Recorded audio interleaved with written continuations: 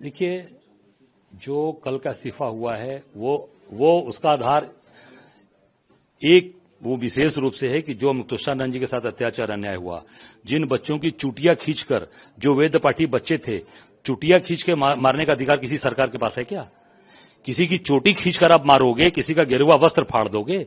अगर उसका कोई समर्थन करता है कोई भी अधिकारी या कोई भी नेता, इसका मतलब कि उस सरकार के नाकामियों को छिपाने के लिए और सरकार के जो गलत काम है उसको छिपाने के लिए उसका समर्थन करता है, उसके साथ खड़ा है। चुटिया खींचना, गिरवा वस्त्र फाड़ना, जूते से मारना, इसका मतलब है कि सरकार जो अति कर रही है उसका लोग समर्थन कर रहे हैं। जीएसटी के डिप्टी कमिश्नर है प्रशांत कुमार सिंह, उन्होंने इस्तीफा दिया। उन्होंने इस्तीफे में यह भी कहा कि मुख्यमंत्री के समर्थन में और मैं इस सरकार का एक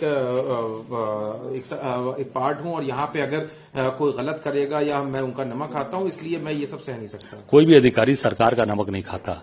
कोई भी अधिकारी, सरकारी अधिकारी, कर्मचारी जो भी है वो जनता का नमक खाता है। जनता के टैक्स से उसकी तनख्वाह चलती है, जनता के टैक्स से वो गाड़ी से घूमता है, जनता के टैक्स से वो मकान में रहता है, बिजली बिल और मोबाइल जो फोन यूज करता है वो जनता का नमक है। जनता के लिए वफादार बनिए, जनता की एक एक नमक का हक अदा करिए। सरकारें आती हैं जाती हैं, क्योंकि कोई अधिकारी सरकार का नमक नहीं खाता, तो निश्चित तौर से वो गलत चीजों को छिपाना चाहेंगे। जो गलत कार्य सरकार कर रही है उसके समर्थन में ये सब लोग इस तरह से अगर काम कर रहे हैं, मुझे लगता है कि ये देश का दुर्भाग्य है, प्रदेश का दुर्भाग्य है। आखिरी सवाल है, आज छात्रों का प्रदर्शन देखा गया यूजीसी गाइडलाइन के खिलाफ लखनऊ यूनिवर्सिटी में भी, उसमें एनएसयूआई के भी स्टूडेंट्स थे। कई लोगों को हाउस अरेस्ट किया गया, कईयों को पुलिस ने डिटेन करके उनको इको गार्डन भेजा। ये पूरी तरीके से अपनी नाकामियों को छिपाने के लिए हिंदू मुसलमान किया योगी मोदी सरकार ने।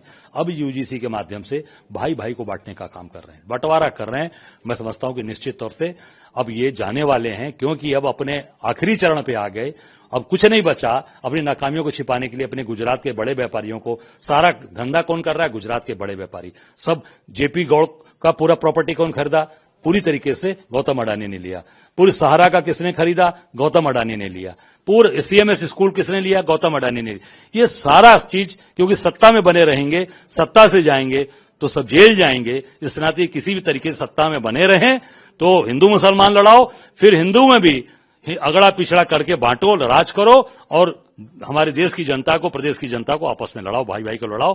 कांग्रेस ये नहीं होने देगी। कांग्रेस के लिए सब एकजुट हैं, पूरा देश हमारा एक साथ है और सब लोग एक साथ मिलकर भारत माता की जय बोलते हैं। यूजीसी गाइडलाइन के लिए आप लोगों का क्या इस पे राय है? निश्चित, जैसे हमारे कांग्रेस के समय में जो स्थिति थी, हमारी सरकार में स्थिति थी, वो स्थिति निश्चित तौर से मजबूती के साथ लागू होनी चाहिए।